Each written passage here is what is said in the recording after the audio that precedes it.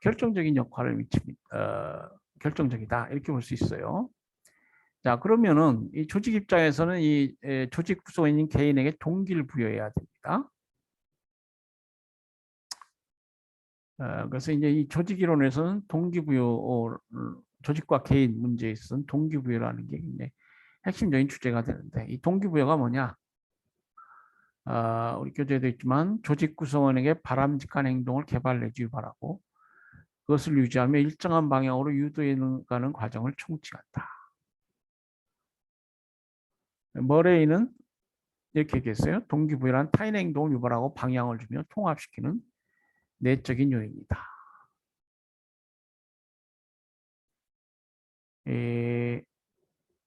동기부여, 인간에게 이거는 이제 인간의 행동과 관련된 내적 심리적인 개념이죠. 그렇기 때문에 인간을 어떻게 보느냐, 이게 이제 시작입니다. 중요하게 되는데 맥그리거 같은 사람은 이 맥그리거는 미국의 이제 심리학자인데 에브라함 머슬로의 욕구 계층 이론을 바탕으로 조직에서 인간관을 X이론과 Y이론으로 두 가지로 분류하고 상이한 인간관에서 유래하는 인간 관리 전략을 제시했습니다. 자, X이론에서는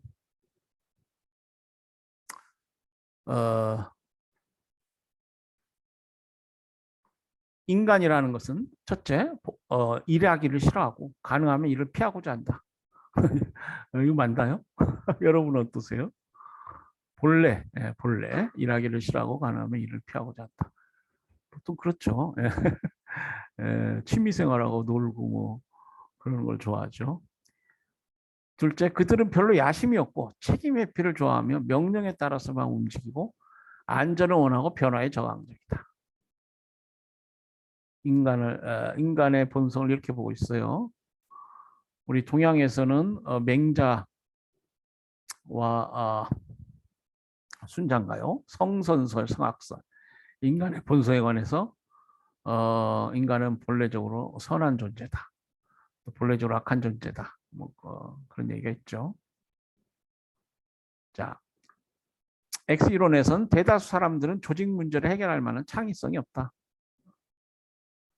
이것은 일종의 동기부여에 관한 당근과 채찍 이론, Carrot and Stick Theory of Motivation. 당근과 채찍 이론. 당근이라는 건 뭐예요? 당근을 주면 말이 잘 가잖아요. 또 잘 안 갈 때는 채찍을 사용해서 해야 돼. 그러면은 당과 채찍을 잘 교합하면은 좋은 성과를 낼 수 있잖아요. 그러니까 관리자는 조직 구성원은 본질적으로 믿을 수 없고 미숙한 아동이다. 그렇게 간주하고 관리하며 통제해야 된다는 것입니다. 그러니까 이런 경우에는 이제 조직 목표 달성을 위해서 강제, 명령, 위협, 처벌, 그리고 뭐 물질에 대한 유인. 자, 이게 잘하면은 뭐 월급 올려줄 테니까 해라. 그러니까 X이론적 인간관입니다. 인간을 Y론적 관점에서 볼 수 있다. Y론에서는 인간은 본래 일을 싫어하지 않고 동기가 적절하게 부여되면 일을 놀이나 휴식과 같이 자연스러운 것으로 받아들인다. 둘째, 인간은 조직 목표를 추구하되 개인적 목표를 차지한다. 네, 인간은 이제 선한 존재라는 것입니다. 네? 조직 목표, 개인적 목표를 희생하고 조직 목표를 추구할 수 있다. 인간이 조직 목표에 헌신적으로 관여하여 얻고자 하는 보상은 사회적 존경과 자아실현이다. Y론은 이제 비교적 우리 동양 이론에 이렇게 비교해 보면 성선설의 입장에 가깝다. 인간 대체로 조직 문제를 해결하기에 비교적 높은 수준의 창의적 능력을 가지고 있다. 다섯째, 인간은 스스로 책임을 받아들일 뿐만 아니라 책임 맡기를 추구한다. 근데 우리 교재에서 그런 얘기가 나오네요. 그러니까 Y론에 따르면은 인간에 대한 가정이 맹자의 성선설 비슷해요.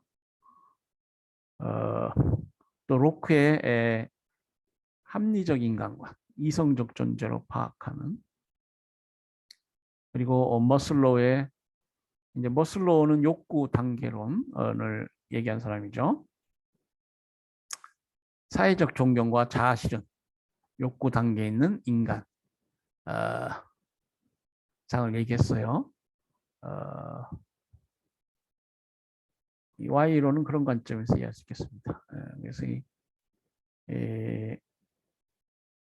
머슬로의 욕구 계층 이론이 맥그리거의 이론에 많은 영향을 끼쳤습니다. 다음으로 아지리스의 미성숙 성숙 이론이 있습니다. 아지리스라는 심리학자가 있는데요. 이 사람은 공식 조직이 개인의 행태에 미치는 영향을 검토하는 과정에서 미성숙 성숙 이론을 전개했습니다. 한 개인이 자라면서 미성숙한 인간에서 성숙한 인간으로 발전하는 다음과 같은 7가지 국면의 성격 변화를 거쳐야 한다. 이렇게 주장했는데, 자, 우리 표에 있듯이 수동적인 활동이랄지 수동적 성격이 능동적 성격이 돼야 되고요. 의존적 상태가 독립적 상태가 돼야 되고, 행동 양식이 단순한 것에서부터 다양한 어떤 행동 양식 바뀌고, 뭐 변덕스럽고 얕은 관심에서 깊고 강한 관심. 우리 비지스 노래 중에 팝 가수 비지스 좋아합니까? How Deep Is Your Love? 뭐 그런 노래가 있지 않나요? 그 어떤 관심이나 사랑이 깊고 강하다. 그런 경우에 우리가 그것을 그런 사람은 성숙한 사람으로 보죠. 단기적 조망에서 장기적 정화, 미옵틱, 단기적 인 것만을 생각하는 것에서 장기적인 것을 생각할 수 있는 경우에 우리가 그것을 성숙한 인간으로 봅니다. 종속적 지위에서 평등 혹은 우월한 지위, 그리고 자아의식의 결여에서 자아의식 및 자기 통제, 자기의 정체감을 알 수 있는 사람이 성숙한 사람이죠. 우리 뭐 여러분 그러니까 보통 우리 친구들 사이에 넌 주제를 알아라 뭐 이런 얘기 하잖아요. 그러니까 자아의식이 결여된 인간은 좀 성숙한 인간으로 보지 않는 경향이 있습니다. 우리 스스로.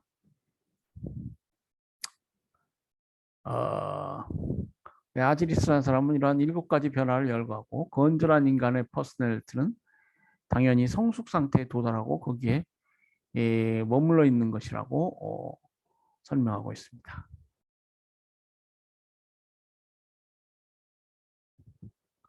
그리고 샤인의 인간관이라고 할까요? 샤인은 조직에서 인간 본질에 대한 가정은 역사적으로 각 시대의 철학적 관점을 반영시키고 있다. 그래서 인간은 뭐 합리적 경제적 인간관, 사회적 인간관, 자아실현적 인간관, 복잡한 인간관 등 4가지로 분류하고 가장 적절한 인간관은 복잡한 인간관이다. 언젠가 제가 근대 계몽주의, 뭐 르네상스, 인문학의 부활 뭐 얘기도 하면서 합리주의 철학 얘기도 했죠. 그러니까 인간을 합리적이고 경제적인 그러니까 계산할 수 있고 이기적으로 행동할 수 있는 그런 인간으로 보는 것에서부터 이제 점점 현대 사회가 되면서 뭐 존 롤스의 인간관, 그러니까 존 롤스의 정의론 얘기도 했습니다만은 모든 사람이 다 그렇게 합리적, 경제적 으로 평등한 존재다. 출발선이 똑같다. 이렇게 얘기했죠. 근데 시민사회 민주주의 출발점이 그렇다. 그러나 현실의 인간은 그렇지 않다. 이제 뭐 그런 얘기하고도 뭐 상용될 수 있겠습니다. 점점 자아실현적 인간관, 뭐 복잡한 인간은 이제 현실사회에서 복잡한 어떤 존재다. 더 이상 뭐 어떤 평등 추상적으로 어떤 평등하다 이렇게 볼 수 없다 이 말이에요. 저쪽 빈부격차랄지 고령화 사회에서의 어떤 연령에 의한 격차 뭐 등등 장애인 그래서 여러 가지 복지제도가 발달해 있죠. 뭐. 그래서 지금 현대의 사회를 살고 있는 인간 이것은 복잡하다. 복잡한 인간이라고 볼 수 있겠습니다.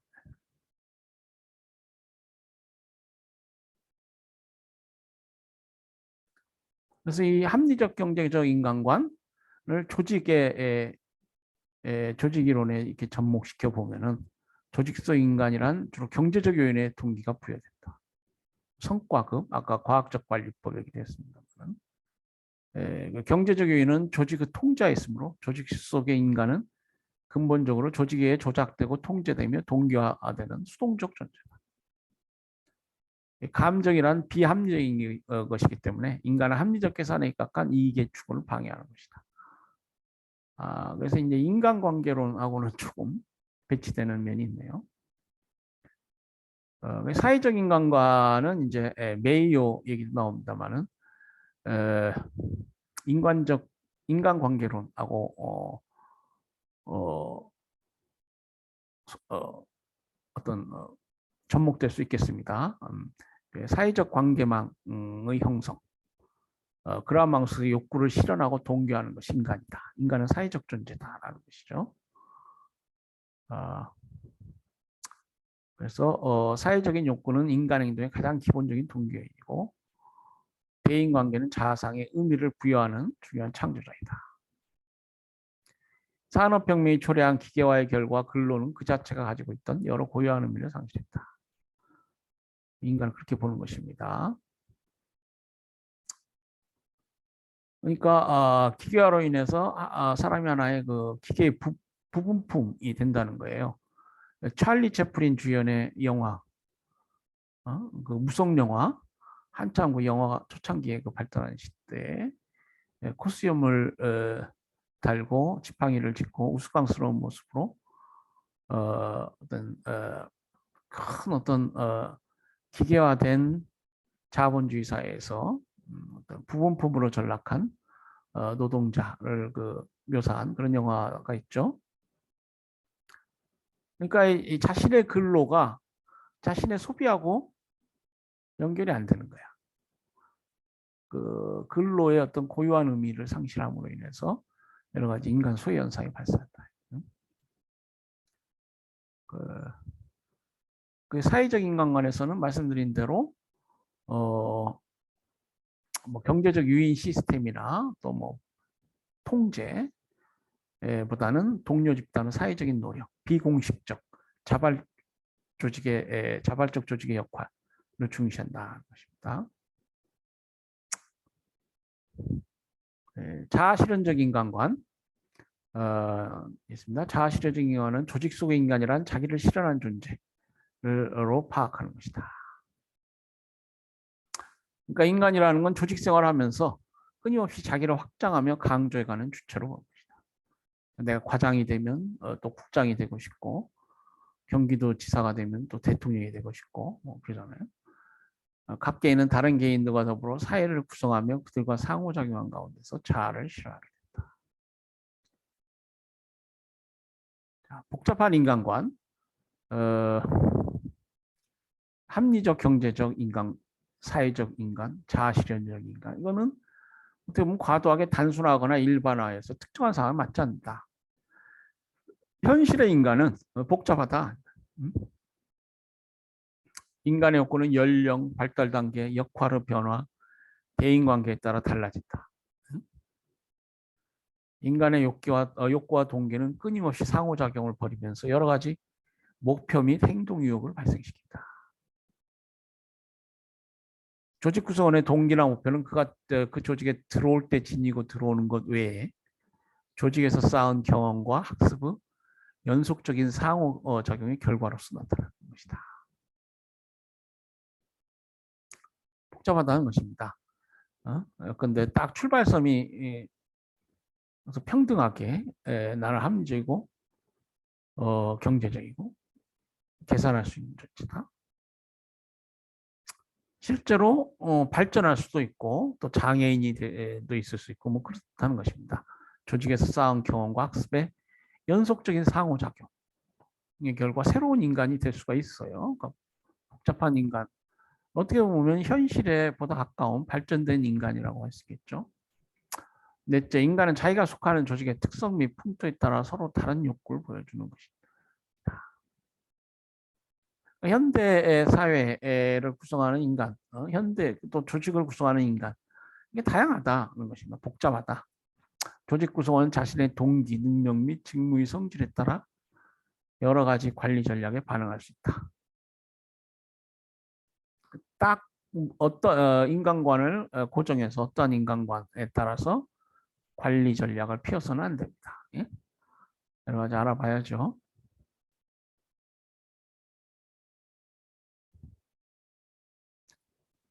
자, 동기부여에 관련한 우리 뭐 심리학자들의 이론들이 나옵니다.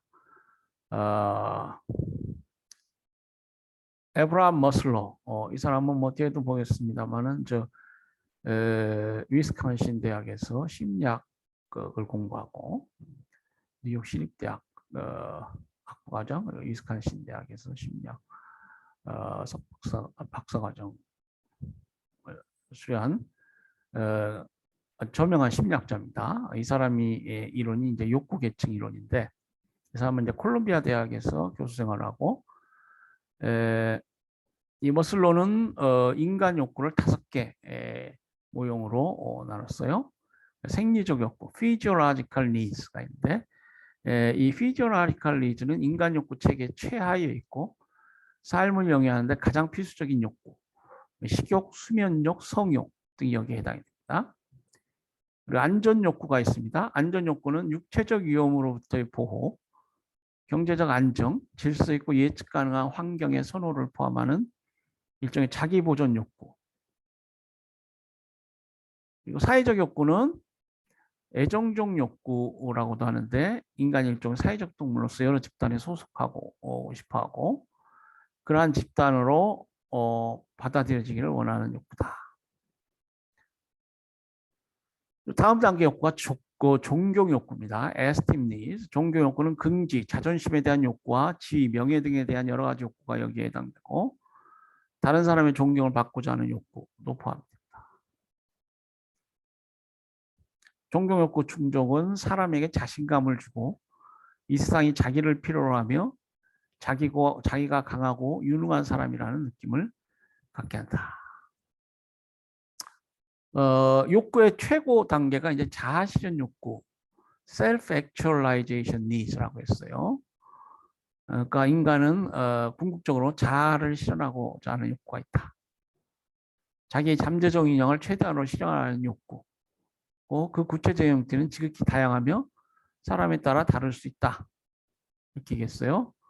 그래서 이 사람은 이제 이 5단계의 어떤 욕구를 사람이 갖는다. 그리고 이제 중요한 것은 이 사람이 얘기한 것 중에 이 욕구 간에는 계층이 있다. 랭킹이 있다.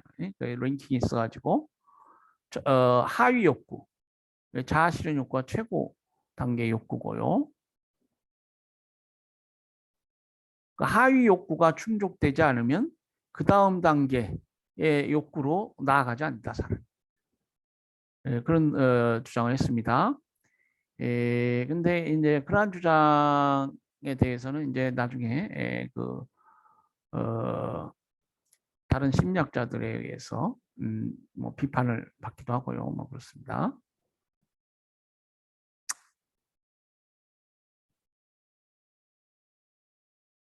그리고 이제 엘더퍼의 ERG 이론인데, 이 엘더퍼는 머슬로의 욕구 5단계 이론을 수정해가지고 개인의 기본 욕구는 존재 욕구하고 관계 욕구, 또 성장 욕구 이렇게 3단계로 구분할 수 있다 이렇게 얘기했어요. 존재 욕구는 허기, 갈증, 거처 등과 같은 모든 형태의 심리적 물질적 욕구고 욕구들이라 할 수 있고, 관계 욕구는 타인과의 대인관계와 관련된 모든 욕구, 즉 개인 간의 사교, 소속감, 자존심 등을 포함한다. 이렇게 볼 수 있습니다. 말했습니다. 그리고 성장 욕구는 창조적 개인적 성장을 위한 개인적 노력과 관련된 욕구. 이제 머슬로의 욕구 5단계 이론과 비슷하지만 조금 차이가 있는 그런 이론을 제시하고 있습니다. 허츠버크의 이원론, two factor theory가 있는데요. 이 허츠버크는 인간은 이원적 욕구를 가지고 있다. 욕구 구조를 가지고 있다.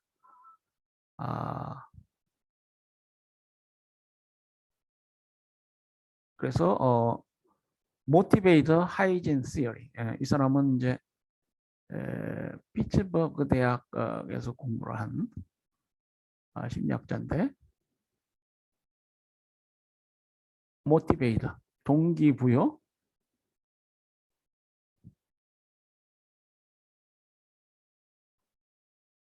또 하이진 두 가지 요소가 있다. 그래서 위생 요인, 이제 우리말로는 위생 요인, 동기부여 요인. 그래서 이제 위생 요인은 dissatisfied, 불만 요인.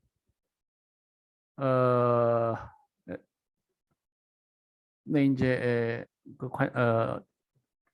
불만 요인으로 구성되는데 보수, 작업 조건, 뭐 대인 관계, 조직의 정책과 행정, 감독 이런 것들이 이제 불만 요인이 될 수 있다는 것입니다. 그래서 이걸 잘 해줘야 위생적이다. 또 최소한 요구되는 것이다 이 말이죠. 위생이라는 건 생명을 지킨다는 것이니까 적극적으로 동기부여 요인은 적극적으로 satisfy, 동기를 부여하는 만족 요인이라고 한다면 위생 요인은 제대로 갖춰지지 않으면 노동자들이 불만을 가질 수 있다는 것입니다. 그래서 이것을 해소시키게 되면 불만이 줄고 어떤 기본적인 생명을 지키는 기본적인 것은 이제 된다. 그렇지만 그렇다고 해서 그러니까 보수를 좀 더 준다거나 작업 조건을 조금 좋게 해준다라고 해서 그 조직과 개인 간의 관계가 어떤 최상의 관계가 되는 건 아니다. 불만을 줄여주는 소극적 효과는 가져올 수 있다. 그래서 이 사람은 이 두 가지 요소를 다른 차원의 것으로 봤어요. 다른 많은 조직 이론가들이 이것을 그냥 같이 짬뽕으로 이렇게 섞어놔가지고 했는데 구분했다는 two factor analysis. 그래서 이 허츠버그 이론하고요. 아까 그 에브라함 메슬로 이론은 이 조직 심리학 이론 중에서 아주 그 가장 영향력 있는 대표적인 이론으로 이렇게 꼽힙니다.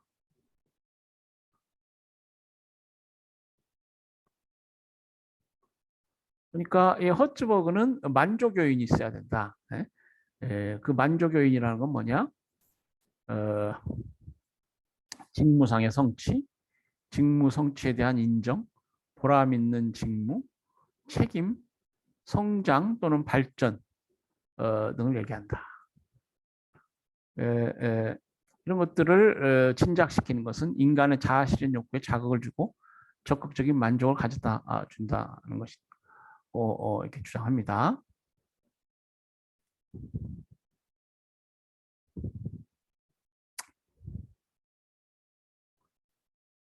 이 허츠버크는 또 실제로 이 job enrichment, 직무 충실 얘기도 했어요. 그리고 사람은 위생 요인 또는 불만 요인, 동기부여 요인, 만족 요인 이것이 모두 필요한 그것을 동일하게 원한다. 하나만 충족돼서는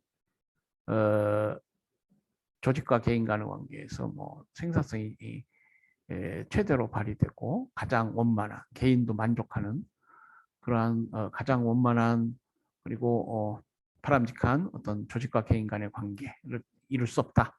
두 가지가 모두 충족돼야 한다. 그런 두 가지 요소를 제시했다는 점에서